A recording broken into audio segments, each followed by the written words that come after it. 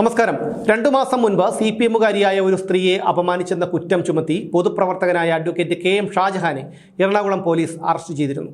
ആദ്യം അദ്ദേഹത്തിൻ്റെ വീട്ടിൽ വന്നു, റെയ്ഡ് നടത്തി, മകൻ്റെ ലാപ്ടോപ്പും മൊബൈൽ ഫോണും അടക്കം കൊണ്ടുപോയി ചോദ്യം ചെയ്യലിന് ഹാജരാകാനായി നോട്ടീസ് കൊടുത്തു. അദ്ദേഹം ചോദ്യം ചെയ്യലിന് ഹാജരായി തിരിച്ച് തിരുവനന്തപുരത്തെത്തി. പിന്നീട് പോലീസ് വീണ്ടും തിരുവനന്തപുരത്തെത്തി അദ്ദേഹത്തെ അറസ്റ്റ് ചെയ്തു കൊണ്ടുപോയി. പക്ഷേ കോടതിയിൽ നിന്ന് പോലീസിന് തിരിച്ചടി കിട്ടി എന്നുള്ളത് വേറെ കാര്യം. ഞാനിപ്പോഴിത് ആമുഖമായി പറഞ്ഞതിന് ഒരു കാരണമുണ്ട്. നമ്മുടെ മാധ്യമങ്ങൾ എത്ര അഴുകി പൊഴുത്ത് ചീഞ്ഞു നാറുന്ന അവസ്ഥയിലാണ് എന്നുള്ളതാണ്. കഴിഞ്ഞ ദിവസം വന്ന ഒരു വാർത്ത നിങ്ങളുടെ ശ്രദ്ധയിൽപ്പെട്ടിട്ടുണ്ടാകും. ശബരിമല സന്നിധാനത്ത് മുൻകൂർ അനുമതി വാങ്ങാതെയും വിലക്ക് ലംഘിച്ചും മകരവിളക്ക് ദിവസം സിനിമയുടെ ചിത്രീകരണം നടന്നു എന്നുള്ളതായിരുന്നു ആ വാർത്ത. ഇങ്ങനെയൊരു പരാതി കിട്ടിയതിനു ശേഷം അന്വേഷിക്കാനായി Devaswom board president K. Jayakumar ഉത്തരവിടുകയും ചെയ്തു. സന്നിധാനത്ത് സിനിമാ ഷൂട്ടിംഗ് നടത്താനുള്ള അനുമതിക്കായി അണിയറ പ്രവർത്തകർ തന്നെ സമീപിച്ചിരുന്നുവെന്നും സിനിമാ ചിത്രീകരണം എല്ലാ വശങ്ങളും നോക്കി മാത്രമേ അനുവദിക്കാൻ സാധിക്കൂവെന്നും അതിന് ഒരുപാട് നടപടിക്രമങ്ങളുണ്ടെന്നും പറഞ്ഞ് അവരെ മടക്കി അയച്ചു എന്നുമാണ് ദേവസ്വം ബോർഡ് പ്രസിഡന്റ് ജയകുമാർ പറയുന്നത്. എന്നാൽ ആരാണ് ഈ പരാതി കൊടുത്തത്? ദൃശ്യമാധ്യമങ്ങളിലും അച്ചടി മാധ്യമങ്ങളിലുമെല്ലാം ഈ വാർത്ത വന്നു. പക്ഷേ ആരാണ് പരാതിക്കാരൻ?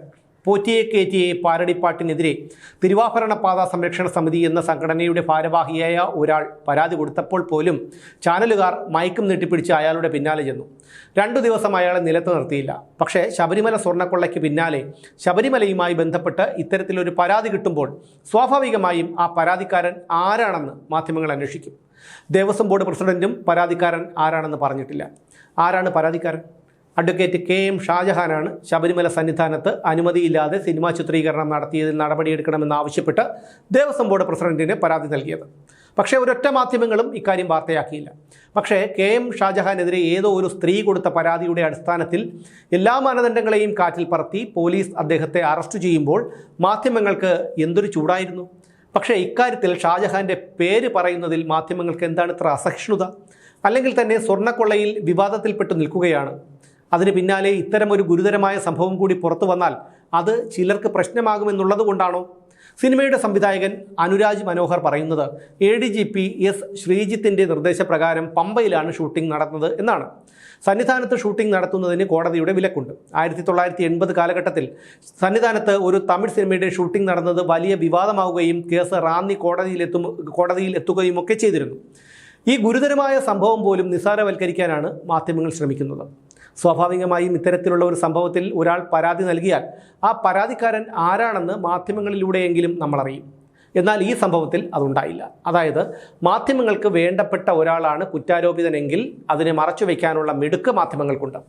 ഇവിടെ പമ്പയിലാണെങ്കിലും സന്നിധാനത്താണെങ്കിലും സിനിമാ ഷൂട്ടിങ്ങിന് അനുമതി നൽകാൻ ADGPക്ക് എന്താണ് കാര്യം?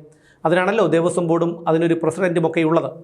ഉണ്ണികൃഷ്ണൻ പോറ്റി ADGP ശ്രീജിത്തിനെ പൊന്നാടയണിക്കുന്ന ചിത്രങ്ങൾ പുറത്തു വന്നിരുന്നു. പക്ഷേ നമ്മുടെ മാധ്യമങ്ങളിൽ അത് വാർത്തയായില്ല. എന്തു ചെയ്താലും അധികാരമുണ്ടെങ്കിൽ എന്നെ ഒരു ചുക്കും ചെയ്യില്ല എന്നുള്ളൊരു ധാർഷ്ട്യമാണ് ADGP കാണിച്ചത്. എത്രയോ വിവാദങ്ങൾ ഇദ്ദേഹത്തിൻ്റെ പേരിലുണ്ടായി. എന്തെങ്കിലും സംഭവിച്ചോ? ഒന്നും സംഭവിച്ചില്ല. ശ്രീജിത്തിനെതിരെ മാത്രമല്ല, MR അജിത് കുമാറിനെതിരെ അനധികൃത സ്വത്ത് സമ്പാദനവും പൂരം കലക്കലും ഉൾപ്പെടെയുള്ള എത്രയോ വിവാദങ്ങളുണ്ടായി. എല്ലാത്തിനും ക്ലീൻ ചിറ്റ്. മുൻ DGP ഷേഖ് ദർവേസ് സാഹിബിനെതിരെ ഭൂമി ഇടപാടുമായി ബന്ധപ്പെട്ട് കബളിപ്പിക്കലിനിരയായ ഒരാൾ രംഗത്ത് വന്നു. സാഹിബിനും ഒന്നും സംഭവിച്ചില്ല. കേസ് ഒതുക്കി തീർത്തു.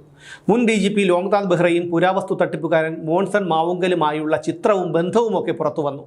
എന്ത് സംഭവിച്ചു? ഒന്നും സംഭവിച്ചില്ല. വേറൊരു IPS-കാരനുണ്ടായിരുന്നു, പേര് സുധേഷ് കുമാർ. അയാളുടെ മകളാണ് ഗവാസ്കർ എന്നൊരു പോലീസുകാരൻ്റെ പിടലി അടിച്ചു തകർത്തത്. എന്നിട്ടെന്തായി? അവളെ ഒരു ചുക്കും ചെയ്തില്ല. സർവീസിൽ നിന്ന് വിരമിച്ച അയാൾ നാട്ടിലേക്ക് പോവുകയും ചെയ്തു. അങ്ങനെ എത്രയോ സംഭവങ്ങൾ. എന്നാൽ നിസ്സാര പിഴവുകളുടെ പേരിൽ എത്ര പോലീസുകാരെയാണ് സർവീസിൽ നിന്ന് പുറത്താക്കിയിട്ടുള്ളത്? എത്ര പേർ ഇപ്പോഴും സസ്പെൻഷനിൽ നിൽക്കുന്നു? അപ്പോൾ അമ്മാവിന് അടുപ്പിലുമാകാം. ഈ കേസിലും ഒന്നും സംഭവിക്കാൻ പോകുന്നില്ല. ശബരിമല സന്നിധാനത്ത് സിനിമാ ചിത്രീകരണം നടന്നു എന്ന പരാതി ദേവസ്വം വിജിലൻസിന് കൈമാറിയെന്നാണ് പ്രസിഡന്റ് പറയുന്നത്. ഇതിലും വലിയ പരാതിയിൽ ഒരു ചുക്കും സംഭവിച്ചിട്ടില്ല. പിന്നെയാണിത്. എന്തായാലും നമ്മുടെ മാധ്യമപ്രവർത്തകർക്ക് ആടിനെ പട്ടിയാക്കാനും പട്ടിയെ പെരിച്ചാഴിയാക്കാനും മറച്ചു വെക്കേണ്ടത് മറച്ചു വയ്ക്കാനും ഒക്കെ സാമർഥ്യമുണ്ട്. ഈ പരാതി നൽകിയത് അഡ്വക്കേറ്റ് KM ഷാജഹാനാണെന്ന് കൂടി പ്രേക്ഷകർ അറിയണം. വീണ്ടും കാണാം.